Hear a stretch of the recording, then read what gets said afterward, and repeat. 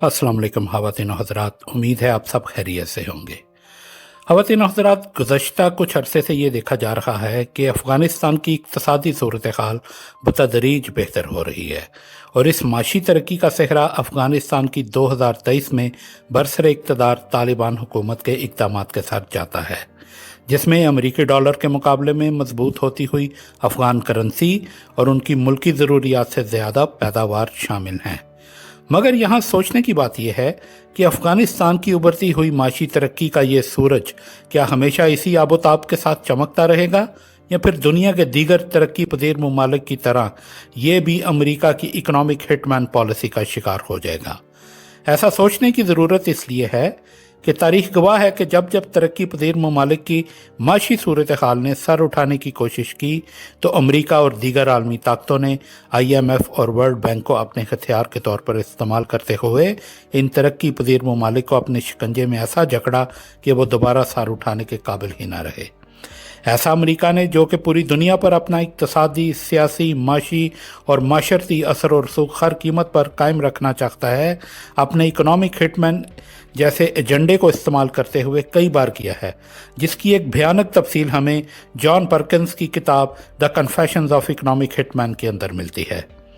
न सिर्फ John Perkins की यह किताब, बल्कि अगर हम माजी का बगौर जायज़ा लें तो हमें इन तबाह हाल मुल्कों में बरसर इक़्तिदार रहने वाली हुकूमतों से साफ पता चलता है कि इनमें से बेशतर अमेरिका की ही प्लांटेड हुकूमतें थीं, जो अपने अपने मुल्कों में अमेरिका का सियासी एजेंडा सेफगार्ड करती रहीं और जानबूझकर सोचे समझे मंसूबे के तहत अपने मुल्कों में ऐसी सियासी और इक़्तिसादी पॉलिसियाँ और कवानीन बनाती रहीं जिनकी वजह से ये तरक्की पजीर ममालिक बतदरीज कमज़ोर होते चले गए और आखिरकार सियासी, इक़्तिसादी और माशरती और माशी तबाही का शिकार हो गए। और फिर इसके बाद इन मुल्कों के वसाइल पर अमेरिका और उसके खवारियों ने आहिस्ता आहिस्ता अपना कब्ज़ा जमाना शुरू कर लिया और फिर इन मुल्कों में बसने वाली अवाम की हैसियत किसी जालिम बादशाह की सल्तनत में रहने वाली उस बे आसरा और बे यारो मददगार रियाया किसी होकर रह गई, जिन्हें फ़कत 2 वक्त की रोटी कमाने के लिए सारा सारा दिन मुशक्क़त करना पड़ती और फिर ऐसा करने के बावजूद भी वो अपनी ज़िंदगी की बुनियादी ज़रूरियात को पूरा करने से कासिर रहने लगे।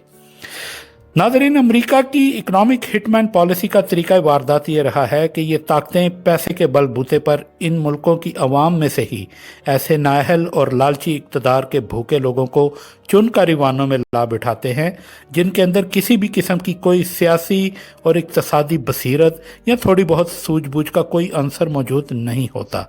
ऐसे लोग या तो किसी सियासी जमात या फिर किसी फौजी क़यादत की सूरत में बरसरे इक़्तिदार लाए जाते रहे हैं, क्योंकि इन लोगों के अंदर सियासी, इक़्तिसादी, माशी और माशरती दूरअंदेशी का अंसर ना होने के बराबर होता है। लिहाजा ये अपने मुल्क के लिए ऐसे फ़ैसले और पॉलिसियाँ मुरतब करते हैं जिसका फ़ायदा मुस्तकबिल में उस मुल्क की अवाम को किसी भी सूरत नहीं मिलता।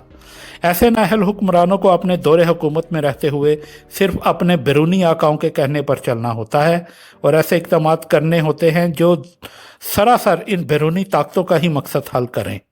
इस काम के बदले ऐसे नाअहल हुक्मरानों को सिर्फ उस मुल्क में इक़्तिदार ही नहीं बल्कि उसके अलावा इनके वहम गुमान से भी ज़्यादा दौलत दी जाती है, जो दरअसल उनके अपने ही मुल्क और अवाम की अमानत होती है। जिस मुल्क पर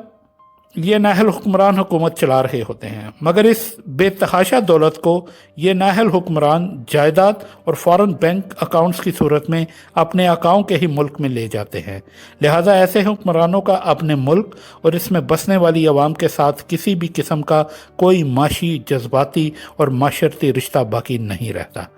लिहाजा अफ़गानिस्तान को ये सोचना होगा कि वो अमेरिका की इस इकनॉमिक हिटमैन पॉलिसी से आने वाले वक्त में कैसे बच सकता है।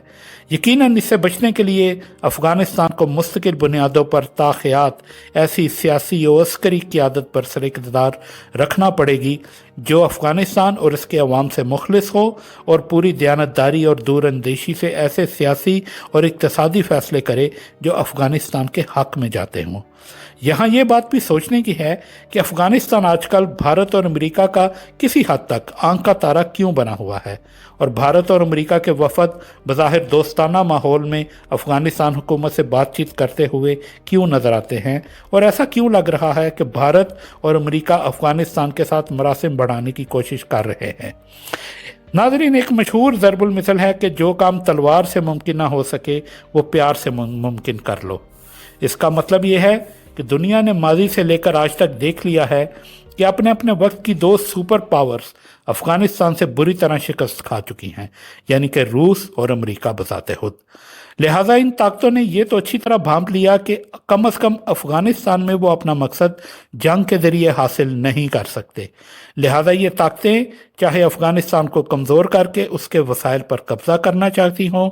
या उसके बाद पाकिस्तान और चाइना का रुख करना चाहती हों और इसके साथ साथ रूस के साथ भी निपटना चाहती हों, तो इन ताकतों को अफगानिस्तान के साथ जंग के अलावा कोई दूसरा रास्ता इख्तियार करना होगा, और वो दूसरा रास्ता है उनके सियासी निज़ाम में धीरे धीरे अपने कदम जमाने का। और जब कभी भी ये ताकतें इस मकसद में कामयाब हो जाएंगी, फिर उस मुल्क के माशी फैसले और सियासी फैसले दोनों इनके हाथ में होंगे।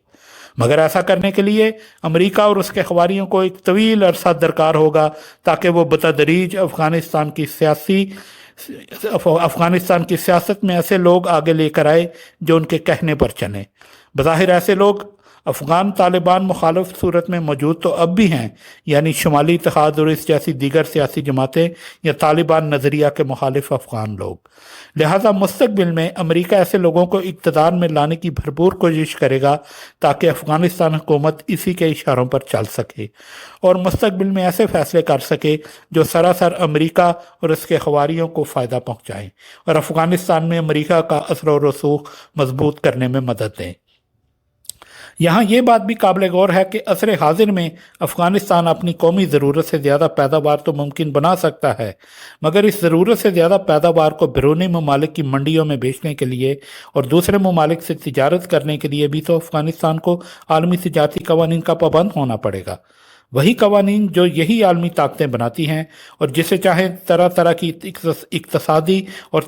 तिजारती पाबंदियाँ लगाकर उस मुल्क की मैशियत को मफलूज कर देती हैं।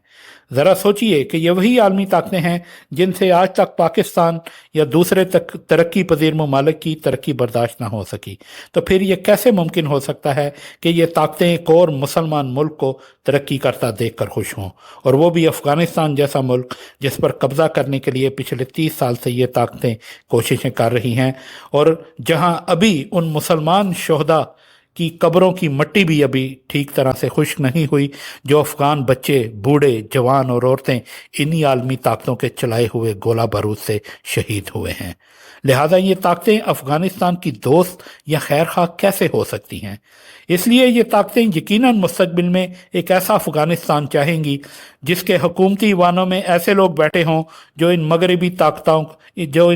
ताकतों को अपना आका समझे और इनके कहने पर अमल करें। ऐसा होना मौजूदा सूरत हाल में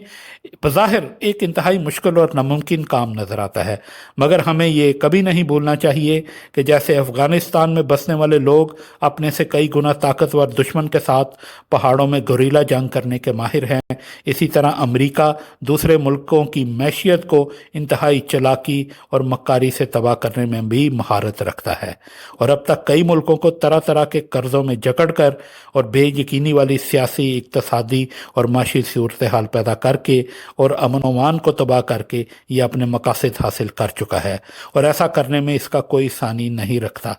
लिहाजा अफ़गानिस्तान में ऐसे ही हरबे आज़मा कर मुस्तकबिल में ऐसी कोशिशें करना कोई अचंभे की बात नहीं होगी। अब देखना यह है कि क्या अफ़गानिस्तान भी वक्त के साथ साथ अमेरिका की इस इकनॉमिक हिटमैन पॉलिसी का शिकार हो जाएगा, या फिर अफ़गानिस्तान के लोग और बरसरे इक़्तिदार हुक्मरान अपनी सियासी बसीरत को इस्तेमाल करते हुए हमेशा ऐसे इक़दाम करते रहेंगे जो अफ़गानिस्तान की माशी, सियासी, माशरती और अमन आमा की सूरत हाल को बतदरीज बेहतर करती रहे और ये मुल्क इक़्तिसादी तरक्की की मंजिलें आहिस्ता आहिस्ता तय करता चले।